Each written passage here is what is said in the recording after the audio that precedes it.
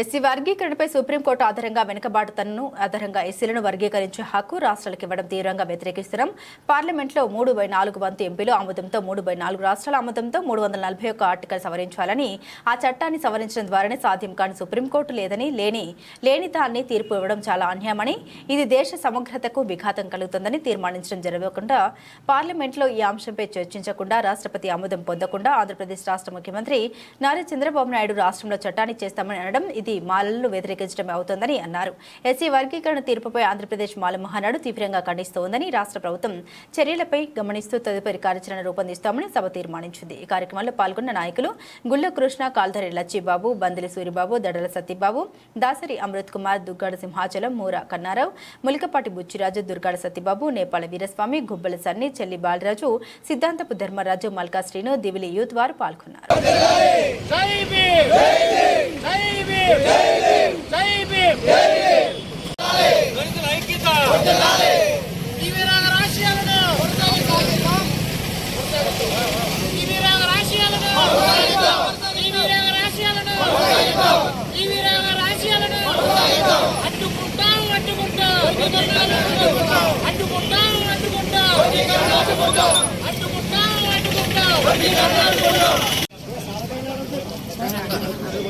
అందరికీ జై భీమ్.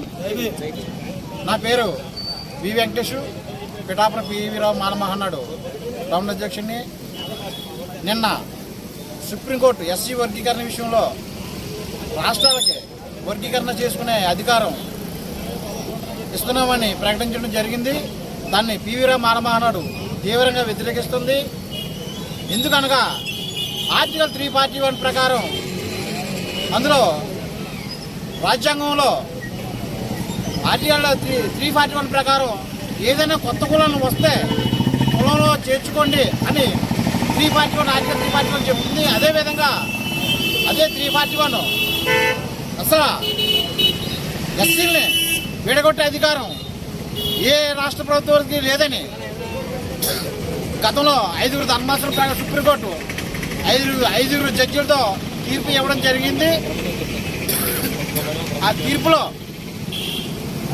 రాజకీయ రద్దు కోసం మొన్న జరిగినటువంటి ఎన్నికల్లో నరేంద్ర మోడీ గారు తన అధికార దుర్వినియోగానికి పాల్పడుతూ ఈ ఎస్సీ వర్గీకరణ నేను చేస్తాను అని తెలంగాణలో జరిగిన ఎన్నికల్లో మాట ఇవ్వడం జరిగింది.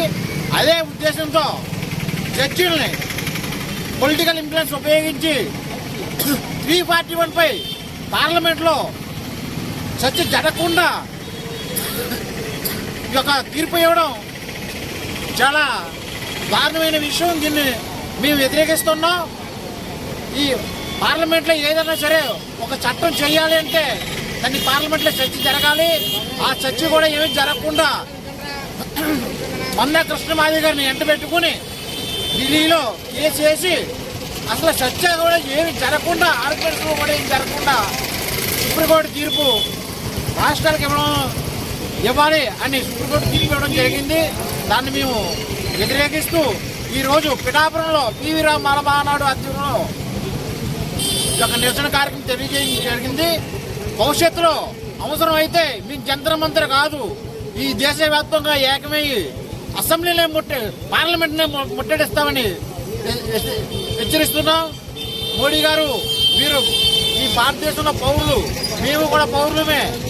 అదేవిధంగా అందరికీ మీరు రాజ్యాంగాన్ని గౌరవించి వారి హక్కులను కాపాడాల్సి పోయి లార్డ్ కర్జన్ 1905లో వెంకన్న విడదీసినట్టు ఈ యొక్క దేశంలో దళితులను విడగొడుతున్నారు. మీరు కబడతారు మోడీ గారు, మీరు గుర్తు పెట్టుకోండి. దళితులతో పెట్టుకుంటే ఏమవుతుందో మీరు ఇప్పటికైనా సరే మీ ప్రభుత్వం నుంచి సుప్రీంకోర్టులో రివ్యూ పిటిషన్ వేయవలసిందిగా మీరు డిమాండ్ చేస్తూ భవిష్యత్తులో ఎదుర్కోబోయే సమస్యలు మేము దేనికైనా సిద్ధమే. అవసరమైతే ఢిల్లీ నడిబొడ్లో మేము ముట్టడించి మా నిరసన తెలియజేస్తామని ఈ యొక్క కార్యక్రమం బండి అశోక్ కుమార్ ఆధ్వర్యంలో చేయమని చెప్పడం జరిగింది. ఆ ఉద్దేశంతో మీ ఈరోజు పివిరావు మాల మహానాడు బండి అశోక్ కుమార్ ఆధ్వర్యంలో నిరసన కార్యక్రమం తెలియజేయడం జరిగింది. అందరికీ జై భీమ్.